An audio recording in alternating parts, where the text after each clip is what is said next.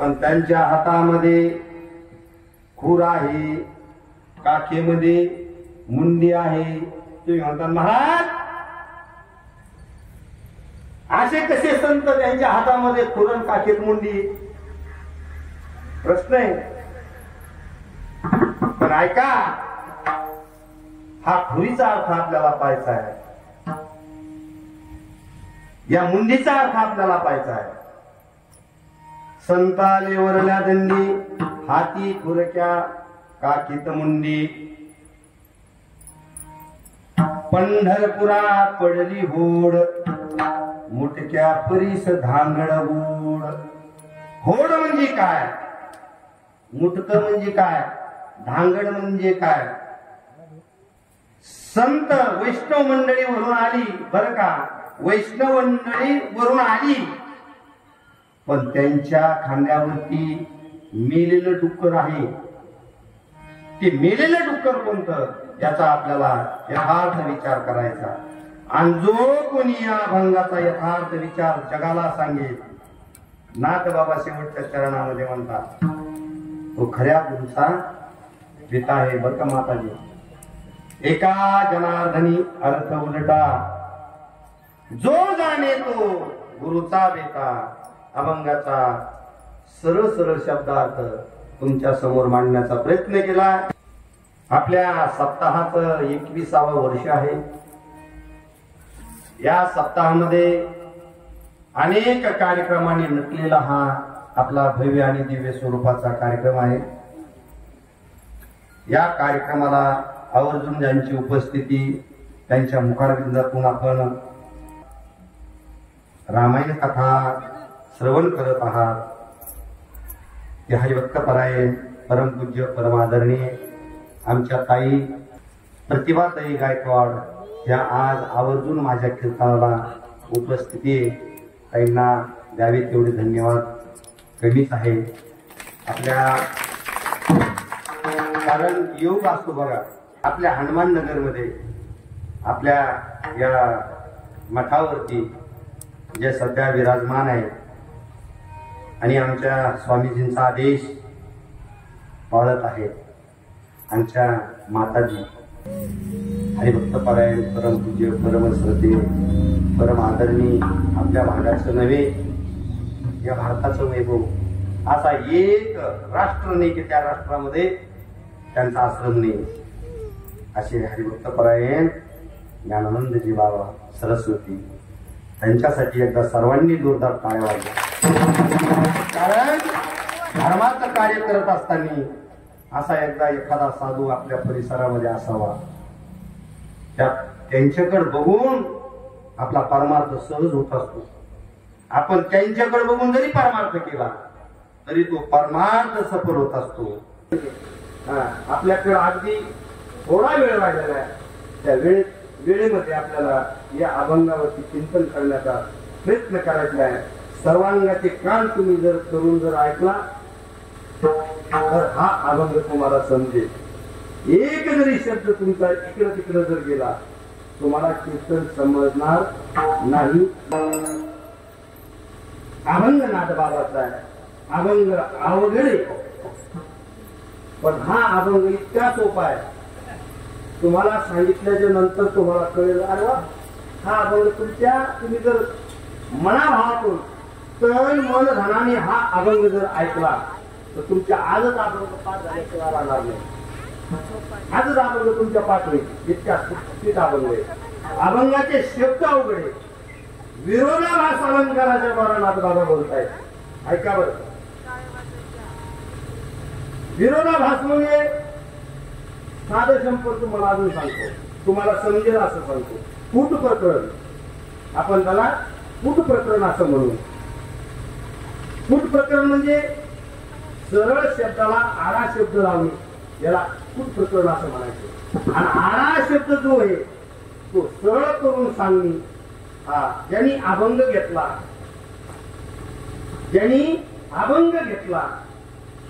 त्यांनी मंडळींनी विचारलं का हो महाराज, तुम्हाला सरळ बोलता येत नव्हतं का? तुम्ही असं आड का बोलले? हे आड कवित्व का केलं तुम्ही? असं कवित्व आमच्या बाया करतात पंढरपूरच्या दिंडीमध्ये. पंढरपूरच्या दिंडीमध्ये सरळ असं सरळ काव्य करतायत.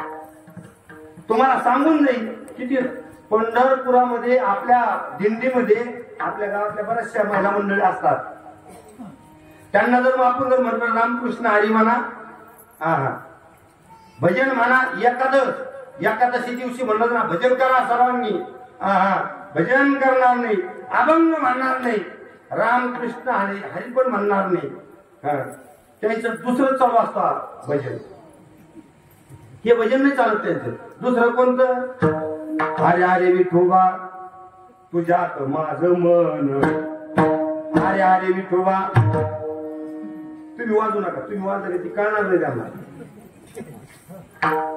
अरे अरे विठोबा तुझ्यात माझं मन, घेतलाय मोबाईल लावते तुला फोन. हा का अभंग? अरे तुझी मला आठवण येते म्हणून तुला मिस कॉल देते. अरे ऐकलं हे म्हणून सांगतो नारदाची गाडी खोटं बोलत नाही माताजी. ऐकलं इतकं हसत होता मी. म्हणलं बघा आल्या दिंडीत रामकृष्ण हरी सरळ शब्द आहे ना. साधू संतांनी सांगितलंय उघडा मंत्र जाणा रामकृष्ण हरी म्हणा, नाही म्हणत माझा.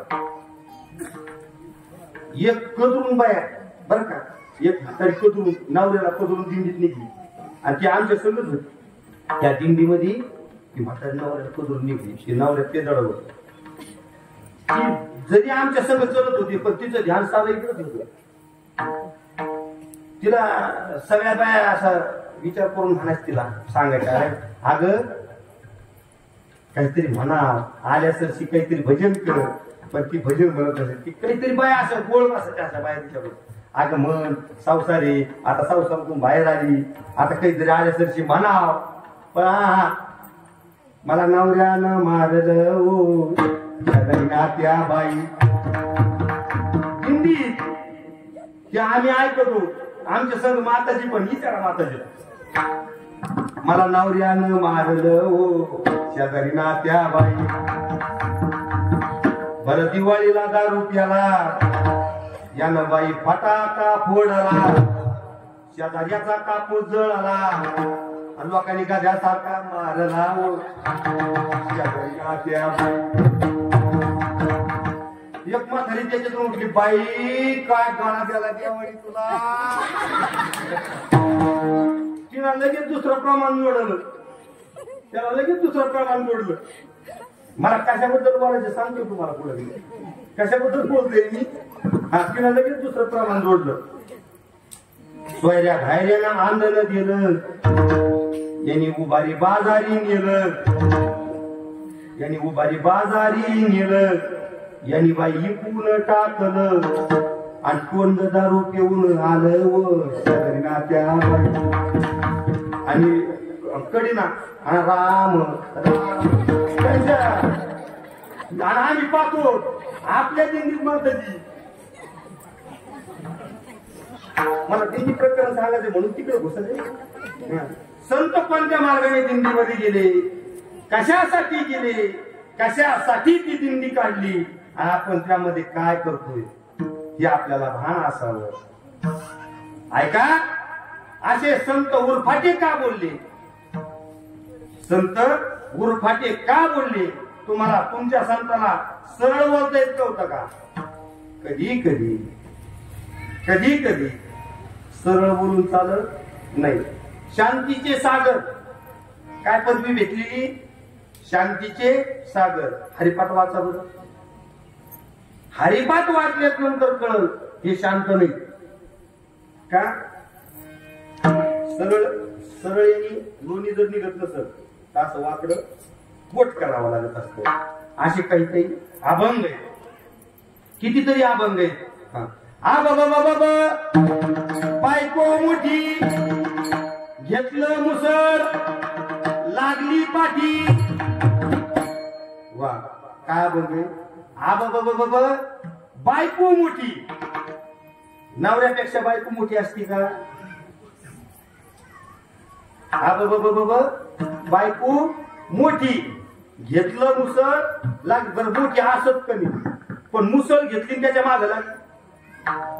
आपण इज्जतवान लोक आपल्याला ते माहित नाही, पण काही काही ठिकाणी सांगू नये, काही काही ठिकाणी हा प्रकार घडतो. आणि जे घडल्याच्या नंतर हे लोक म्हणतात वा नाही नाही महाराज हा अभंग खराय खराय. हा अभंगाचा अर्थ आगळा वेगळा. असे कितीतरी अभंग आहेत, कितीतरी अभंग आहेत असे. तुम्हाला अजून एक अभंग सांगून देईन. सांग पडी दिन ढलगाया वाघीन घेरी गाय, गाय बिचारी मरी नाही बाघीन भुकी न जाय. एक दुआ झाला, असे 13 दुआ आहेत. ह्या एक दुआ आहे. बाघीन बिचारी मरी नाही, बाघीन बिचारी उपाशी गई नाही, म्हणजे गाय मिली नाही. संध्याकाळ झाली, ऐका याचा अर्थ असा आहे, इकडे बघा, एक बरोबर. सांज पडी दिन ढलगाया वाघीन गिरी गाय. संध्याकाळ झाली, वाघीन आली, वाघिनीनं गाईला घेरलं. गाईला घेरलं बरं, पण गाय गेली नाही आणि वाघीन उपाशी गेली नाही. संध्याकाळ सांगतो 1-2 मिनिटांमध्ये. संध्याकाळ म्हणजे काय? संध्याकाळ म्हणजे म्हातारपण. ऐका बर, संध्याकाळ म्हणजे म्हातारपण. म्हातारपणी काळ येत असतो आणि काळ ह्या जीवाला घेऊन जात असतो. काळ कोण? वाघीन. काळ आहे, गाय जीव हे. मग जीव मरतो का? हा, नैनम छंदंती शस्त्रानी नैनम दहती पावकाहा. गाय बिचारी मरी नाही बाघीन भुकीन जाय. मग तुम्ही म्हणता गाय तर मेली नाही, जीव मरत नाही, आणि मग हे काळ कस काय उपाशी गेला नाही? देह जाईल जाईल याची कालोबा खाईल. विठाला मुंगी उडाली आकाशी, तिने गिरिले सूर्याशी. थोर नवलाभ झाला आणि वांगे पुत्र प्रसव. असे कितीतरी अभंग आहेत. त्यातलाच हाचा अभंग आहे. या अभंगातून ऐका बरं का, या अभंगातून नाथबाबांनी विरोधाभास अलंकाराच्या द्वारा उपदेश केलेला आहे. उपदेश म्हणजे काय? उपदेश कुणी करू शकत नाही. उपदेश कुणी करू शकत नाही. प्रभू संहित उपदेश, ऋत संहित उपदेश आणि कांत संहित उपदेश. उपदेशाचे 3 प्रकार आहेत. कोणते 3 प्रकार ऐका? प्रभू संहित उपदेश, ऋत संहित उपदेश आणि कांत संहित उपदेश. उपदेश कुणी करू शकत नाही. उपदेश करू शकतात गुरु, उपदेश करू शकतात साधू म्हणजे संत, आणि उपदेश करू शकतात मायबाप. तुम्ही कीर्तन ऐकावं लागेल तुम्हाला. तुम्ही जर मनाभावातून कीर्तन ऐकले समजेल बरं का मी कसा प्रवेश हा अभंगामध्ये करणार आहे, हे फक्त ध्यानात ठेवा. तेव्हा तुम्हाला हा अभंग कळेल. अभंग टोटल अभंग उरफटाय मात्र त्याला आपल्याला सरळ करायचे. अभंग उपदेश पर आज का निवडला सांगून देईन तुम्हाला. 6व्या दिवशी अभंग उपदेशच असावा म्हणून आज उपदेश पर अभंग घेतला. पहिल्या दिवशी नामपर असावा, दुसऱ्या दिवशी अद्वय पर असावा, तिसऱ्या दिवशी स्वरूप पर असावा, चौथ्या दिवशी भक्ती पर असावा, 5व्या दिवशी संत पर असावा, 6व्या दिवशी उपदेश पर असावा, 7व्या दिवशी मागणी असावी आणि 8व्या दिवशी काला असावा. आमच्या वारकरी संप्रदायाने घालून दिलेला हा दंडक आहे, नियम आहे.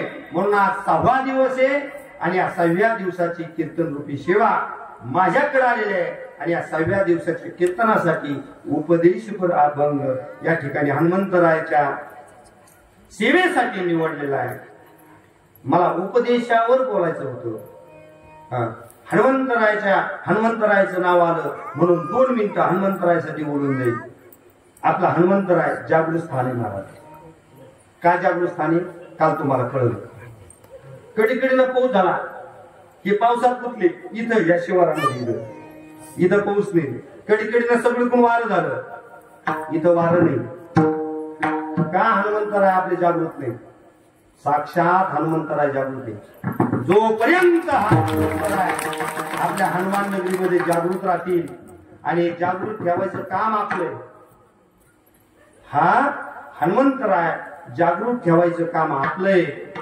आणि तुम्हाला एक सांगू का, हनुमंतरायाची सेवा केल्याच्या नंतर साक्षात डायरेक्ट आपल्या पदरामध्ये मेवाय महाराज सांगून जाईल तुम्हाला. ज्या ठिकाणी हनुमंतराय जागृत असतील त्या ठिकाणी विपरीत काही घडत नसतं. हनुमंतराय बुद्धीची देवता आहे. हनुमंतराय बल आहे. हनुमंतरायकडे तुम्हाला एक श्लोक सांगून जाईल. बुद्धिर्बलो यशो धैर्यो निर्भयत्व मरोगता आजाय वाक्पटुच्या हनुमती स्मरणात भवेत. हनुमंतरायचं नुसतं स्मरण जरी केलं, हनुमंतरायचं नुसतं स्मरण जरी केलं तर हनुमंतरायचे आपल्याला हनुमंतराय 8 गुण देत आहेत. किती गुण देत आहेत? 8 गुण. मोजा.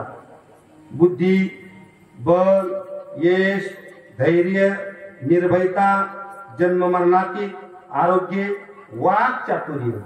किती झाले? 8 झाले. हनुमंतरायचं स्मरण केलं तर भूत बाधा आपल्याकडं येत नाही.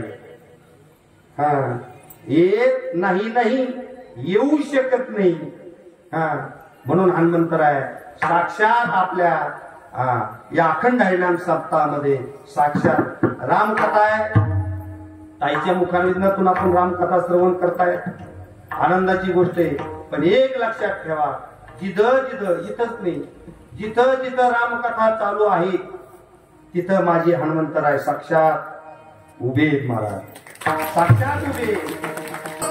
या अभंगातून नाथबाबांनी उपदेश पर बोललेले. हा, उपदेश म्हणजे काय सांगितलं. उपदेश कुणी करू शकत नाही. उपदेश करू शकतात गुरु, उपदेश करू शकतात साधू, आणि उपदेश करू शकतात आईबाप.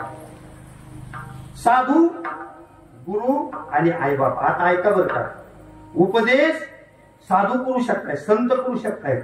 उपदेश कोणी करू शकत नाही आपल्याला. आणि कुणाचाही उपदेश ऐकलं नाही पाहिजे. ज्याचा उपदेश हितकारी आहे, कल्याणकारी आहे, त्याचाच उपदेश ऐकला पाहिजे. आणि असा उपदेश फक्त 3 जण या जगात करतायत. साधू म्हणजे ज्यांनी 6 धुतले तो साधू. हा, काम, क्रोध, लोभ, मद, मत्सर, दंभ, अहंकार असे 6 ज्यांनी धुतलेले ते साधू. ते साधू आपल्याला उपदेश करू शकतात, त्यांचं आपण ऐकलंच पाहिजे. संत आपल्याला उपदेश करतात. साधू म्हणजे संत आपल्याला उपदेश करतायत. मी असं सांगतो, संत उपदेश करतायत खरंय, पण मी असं म्हणेन, संत आपले ज्या अर्थी उपदेश करतात ते आपले मायबाप आहे. बरोबर आहे ना? वा वा.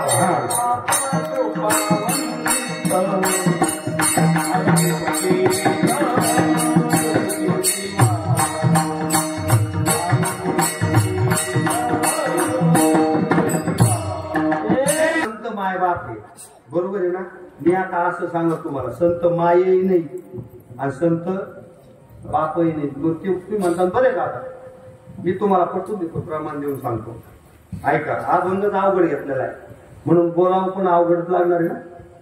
ऐका, अवघड म्हणजे प्रमाणासहित बोलणार, असं बोलणार नाही, प्रमाणासहित बोलणार. ऐका, तुम्ही संत माय बाप कृपावंत तुकाराम महाराजांचा अभंग. तुकाराम महाराज काय म्हणले? तुम्ही संत माय बाप. बरोबर आहे की नाही? पण मी असं म्हणतो आता, संत मायही नाही आणि संत बापही नाही. संता माय बाप म्हणता बहुलाज वाटे चित्ता. नाथ बाबाचा अभंग. संताला मायबाप म्हणण्याची आम्हाला लाज वाटते. नुसती लाज वाटत नाही तर बहु लाज वाटे चित्ता. संता मायबाप म्हणतात. मग आता तुम्ही म्हणता महाराज, एकीकडे तुकाराम महाराज म्हणतात तुम्ही संत मायबाप कृपा म्हणतात, एकीकडे तुम्ही म्हणता संता मायबाप म्हणता बहुलाज वाटे चिंता. हे कसं काय? या असे तुम्हाला मी कटून सांगतो. कापसे महाराज, तुम्ही तुमच्या गावातल्या मुलासाठी मुलगी पाहायला सुरमापुरीला गेली, तिकून आली सुरमापुरीला. ऐका बरं का, इकडे बघा, इकडे बघा. आपल्याला प्रश्नाचं उत्तर शोधायचंय. तुकाराम महाराज का म्हणले तुम्ही संत मायबाप कृपावंत, आणि इकडे नाथबाबा का म्हणले संता मायबाप म्हणतान बहुलाज वाटे चित्ता, का म्हटले असावे? मग हे दोघं काय एकूणाच्या विरोधात होते का? नाही महाराज, विरोधात नाही. तुकाराम महाराजाला नेमकं काय म्हणायचं होतं हे तुम्हाला मी आता पटवलं. तुम्ही सुरमापूरला मुलगी पाहण्यासाठी आले, मुलगी पाहून घरी गेली. तुमच्या घरच्या मंडळींनी तुम्हाला मुलगी कशी असं विचारलं. तुम्हाला त्या गावामध्ये सांगता आलं नाही, कारण तशी मुलगी तुमच्या गावामध्ये नव्हती. मग तुमच्या मंडळीनं तुम्हाला विचारलं अशी आहे का, आमच्या माताजी सारखी आहे का? नाही. आमच्या ताई सारखी आहे का? नाही. मावशीच्या पुरी सारखी आहे का? नाही. आत्याच्या पुरी सारखी आहे का? नाही. नाही नाही म्हणता म्हणता तुमच्या मनात असा क्या इतकं नाही नाही होतं. पण नाविलाज असतो, तुम्हाला म्हणावं लागतं जरा जरा ती तुझ्यासारखी दिसती, जरा जरा तुझ्यासारखी दिसते. मला सांगा, तुमचं वय 55 वर्ष, तुमच्या मंडळीचं वय 50 वर्षाचं, तुम्ही पाहायला गेले मुलगी 18 वर्षाची, 18 वर्षाची मुलगी 50 वर्षाच्या तुमच्या त्या मंडळीसारखी दिसेल का? नाही. म्हणावा लागलं जरा जरा दिसते. हे तसंय. संत मायबाप नाही. ऐका बरं का, संत मायबाप नाही, पण मायबापासारखी कशी आता सांगतो तुम्हाला. कशी मायबापासारखी? आता मायबाप आहे. आता ह्या पोराची माय ए माझी नको, तुझं काय नाव? चैतन्य महाराज. वा, काय नाव आहे राव, त्याच्यामुळे महाराज पुढे लावा लागला. चैतन्य महाराज ऐका, तुमची आई वडील तुमच्यावर किती प्रेम करते? खूप प्रेम करते का नाही? तितकंच प्रेम या पोरावर करते करते. हे प्रेम स्वार्थासाठी, स्वार्थासाठी. आता प्रमाण आहे का? लावणिया मोह संसारी गोविती आणि संत चुकविती जन्म मरण. आता कळलं का नाही? मायबाप कशासाठी सांभाळ करतात आपले? लावणिया मोह संसारी गोविती आपल्याला लहानचं मोठं करते, आपल्याला लहानचं मोठं करते. कशासाठी करते? आपला संसार सुखरूप सांभाळावा म्हणून. स्वार्थापैकी तुमच्यावर प्रेम करते, स्वार्थापैकी करते ना. जनरल तुझ्यावर घेते. ऐक, हे सगळ्यात चांगलं. स्वार्थापोटी मायबाप आपल्या लेकरावरती प्रेम करतायत. निस्वार्थ प्रेम करत नाहीये. निस्वार्थ प्रेम जर केलं असतं तर सांगून देतो तुम्हाला, नाथ बाबा असं म्हणलेच नसते. लावणिया मोह संसारी गोविती आणि संत चुकविती जन्म मरणाच्या बंधनातून संत आपल्याला मुक्त करतायत. म्हणून संताला मायबाप म्हणू नये. आता आहे का? मायबाप म्हणू नये. मग तुकाराम महाराज का म्हणले? कसं म्हणले? कशासाठी म्हणले? ते दृष्टांत रूपी सांगितलेलं आहे. कसे? जसं आपल्या लेकरावरती स्वतःच्या मायबापाचं जेवढं प्रेम आहे तेवढं प्रेम साधू संतांचं या जगावरती असतं. एवढं प्रेम साधूचं आपल्यावर असतं. आता मी असं म्हणतो, आता ऐका बरं का, आता मी असं म्हणतो, संत माय आणि देवबाप. तुम्हाला कळू राहील माझं कीर्तन? मी काय बोलतो हे कळतं का? महिला मंडळी सगळ्या ओळखीचेच माझे म्हणून सरळ सरळ बोलतो तुम्हाला. तुम्हाला कळत असलं तर सांगा, नाही तर आपला काय पाहिजे सरळ सरळ चाला. आता ऐका बरं का, संत माय देव बाप. आता दुईच पटवून देतो. संत का माय? संत कसे असतात? आणि देव कसा असतो? देव कसा असतो? कसा असतो देव? येशी तेव्हा येशी ऐसा असशी उदार. नाही कळणार तुम्हाला. तुम्हाला दृष्टांत देऊन सांगतो. शंकर उदार उदार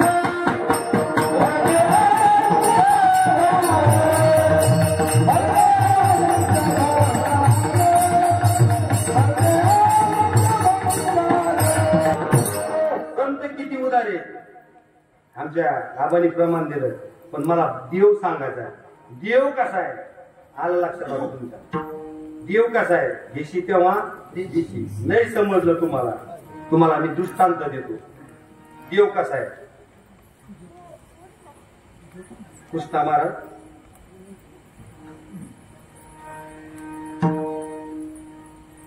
तुमच्या घरचं शेंबड बोललं. ऐका बरं, ऐका. तुमच्या घरचं शेंबड पोरग असा इकून शेंबूड आलेला, इकून शेंबूड आलेला, आता म्हटलेलं नाक त्याचं. इमानदारीने सांगा, इमानदारी सांगा, तुम्ही त्याची मुठी घेता? नाही घेणार. हे प्रेम आहे देवाचं. ऐका बरं का तुम्ही, तुम्हाला पुढे अजून पटवून देतो. हे प्रेम आहे देवाचं. हा, आणि तेच पोरग तुमचं, तेच पोरग मैकडे जाऊन त्याचा शेंबूड काढणार. तिच्या अंगावरती 2000ची साडी जरी असली, आईशी कळवळ्याची जाती, आईशी कळवळ्याची जाती,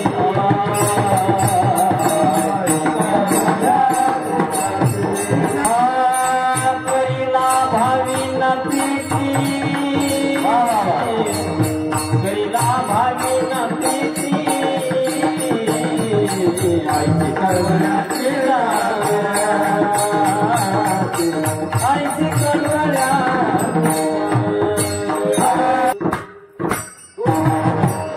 तुझ्या मारणार, ती त्या साडीचा विचार नाही करणार. त्याच्या पदराने त्याला साफ करणार, त्याला जवळ घेणार, त्याची पप्पी घेणार आणि त्याला नंतर खेळायला. हे संत आहे, हे संत आहे.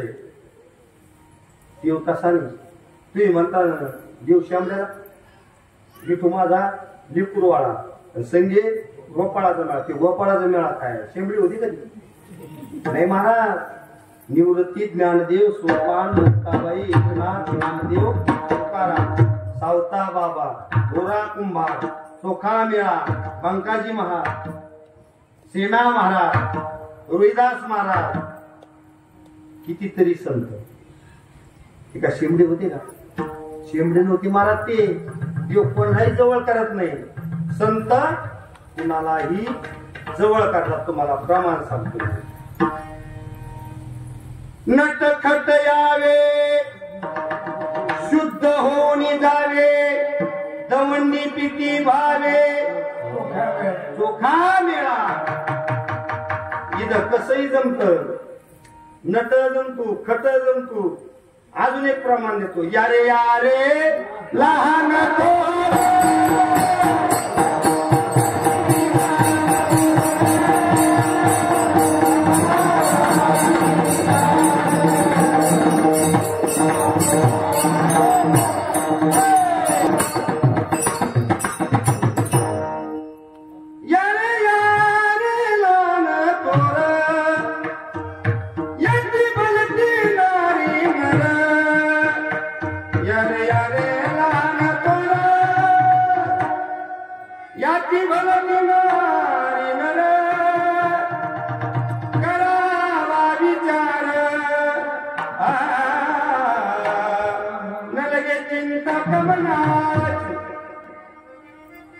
लहान या मोठ्यानी या कुणी या. याला सकळासी आहे अधिकार.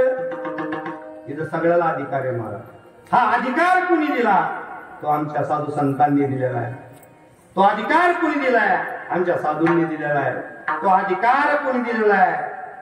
नाथबाबांनी या ठिकाणी अधिकार दिलेला आहे. आणि त्याच्यासाठी ती वरून खाली आली.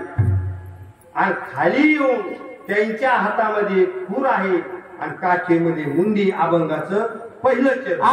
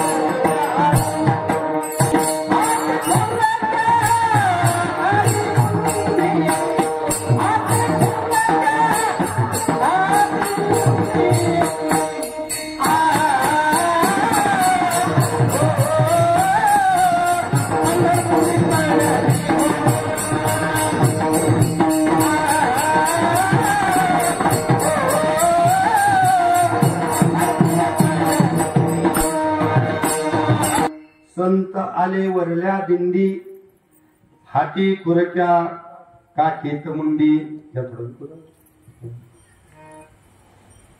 संत वरून आले. आपण कुठून आलेलो आहोत? आपण जिथून संत आले तिथूनच आपण आलेलो आहोत. जिथून देव आले तिथूनच आपण आलेलो आहोत. आम्ही वैकुंठवासी आलो याच कारणास, बोलिले जे ऋषी साच भावी भरता. कशासाठी आले? जाडो संतांचे मार्ग, आडराणी भरले जगा.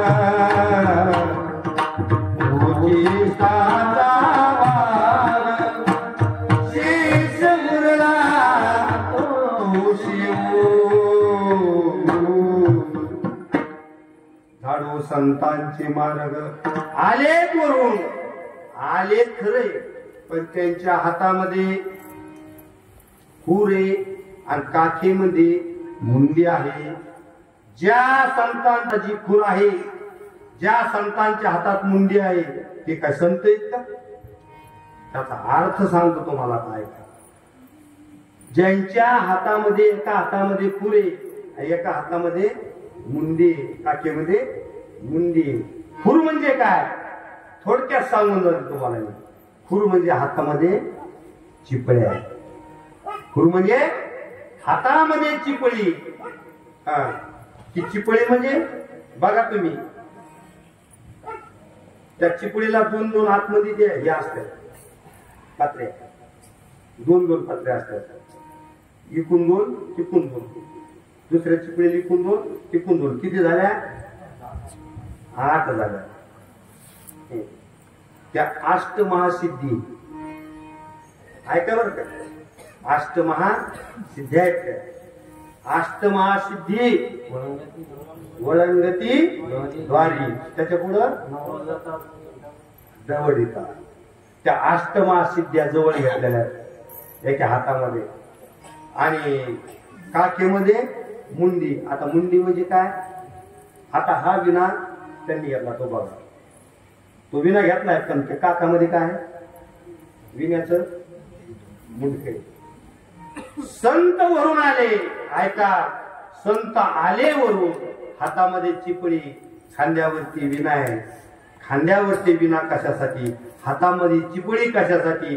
वरून आले कशासाठी? आताच तुम्हाला प्रमाण सांगून दिले मी. झाडू संतांचे मार्ग, आडराणी भटकत चाललेला हा जीव, या जीवाचा उद्धार व्हावा. संत त्याकरता या भूतलावरती अवतीर्ण होत आहेत. जगाचं वाटोळ न व्हावा, या जीवाचा उद्धार व्हावा, याच्यासाठी संत किती देहाला येणं, अवताराला येणं, जन्म घेणं सोपं आहे का? इकडे जर आपण घुसलं तर आपल्याला 10 मिनिटच राहिले तर आपल्याला वेळ पण पुरणार नाही. हा, सांगतो तुम्हाला ऐका. या ठिकाणी संत आले ना, जगाच्या कल्याणासाठी आलेले. जगाच्या कल्याणा संतांच्या विभूती, देय कष्ट भीती परोपकार. इतके उपकार केले आगळे साधू संतांनी वरून येऊन. हा वरला मार्ग सोपा आहे महाराज, येतानी सोपं आहे, जातानी अवघड आहे. का अवघड आहे सांगतो तुम्हाला. जातानी किती अवघड आहे. जन्माला आलेलो आपल्याला माहित नाही का आपण कसं जन्माला आलो, आणि जन्माला येत असताना किती दुःख झाले हे आपल्याला माहित नाही. पण ऐका आता, मरता वेळेस आपलं मरण आपल्या हातात जर घ्यायचं जर असेल तर आमच्या साधू संतांनी सांगितलेल्या शब्दावरती जर तुम्ही आरूढ जर असताना तर तुमचा मरण अगदी तुमच्या हातात आल्याशिवाय राहणार नाही. तुमचं मरण जर तुम्हाला सोपं करायचं जर असेल, तुमचं मरण जर तुम्हाला सुखरूप असं व्हावं असे वाटत असेल तर माझ्या पाठीमाग मी जे म्हणतो हे जर तुम्ही जर म्हटले तर तुमचं मरण अगदी तुमचं आनंदात गेल्याशिवाय राहणार नाही. हे मी नारदाच्या गादीवरून सांगतो महाराज. पण ऐका,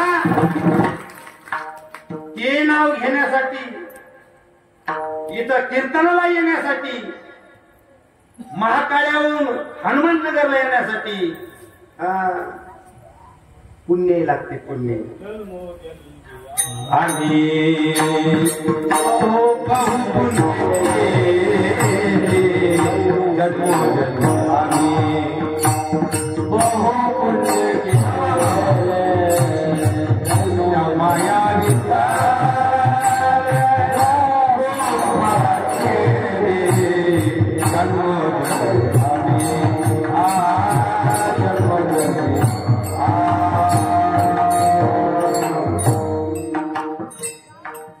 वा वा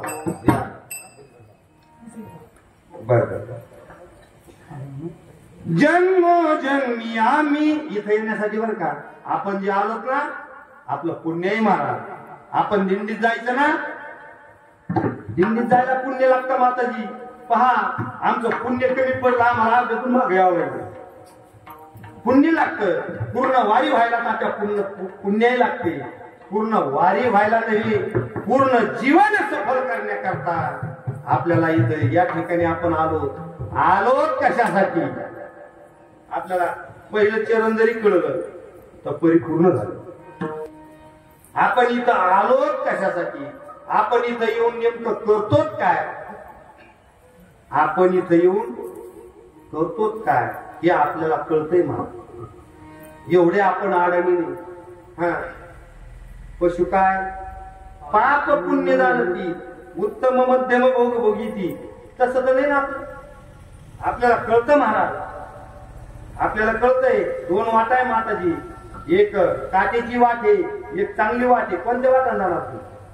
काटेची वाट नाही जात म्हणून चांगल्या वाटात जात. तुम्ही चांगल्या वाटाने चालल्या ना, ज्या अर्थी तुम्ही या कीर्तनामध्ये आलात ना त्या अर्थी तुमचा मार्ग चांगला आहे. या ठिकाणी तुम्ही चाललात ना, योग्य वाट हे मारा. याच वाटेने जर तुम्ही जर चाललात तर तुमचं नक्की कल्याण झाल्याशिवाय कापसे बुवा राहणार नाही. सांगून जाईल तुम्हाला. हातामध्ये खुर्च्या आहेत, काखेमध्ये मुंडी, याचा अर्थ तुम्हाला समजलाय. मी आता प्रमाण घेत नाही, मी सरळ सरळ तुम्हाला बोलण्याचा प्रयत्न करतोय. कारण जर असंच प्रेम या जगावरती करत जर राहिला, हेच प्रेम माझ्या पांडुरंगावरती करत जर राहिला, हेच प्रेम माझ्या विज्ञानेश्वर भगवंतावरती करत जर राहिला तर नक्की सांगतो तुम्हाला, नक्की तुमचं कल्याण झाल्याशिवाय राहणार नाही. नक्की तुमचं मरण तुमच्या हातात आल्याशिवाय राहणार नाही. मरणाला किती दुःख आहे महाराज. मरणाचे दुःखाचे प्रमाण जर तुम्ही जर ऐकत जर बसलात तर रात्र पुरणार नाही दुःख. एका एका रोमाच्या ठिकाणी किती विंच आहे ते, हजारो विंचू चावल्याचं वेदना एका रोमाच्या ठाई होतात. इतक्या वेदना मरणाच्या टायमाला होतात. आणि ते जर सुखरूप करायचं जर असेल तर आता पाठीमाग माझ्या तुम्ही सर्वांनी म्हणायचं राधे राधे बोलो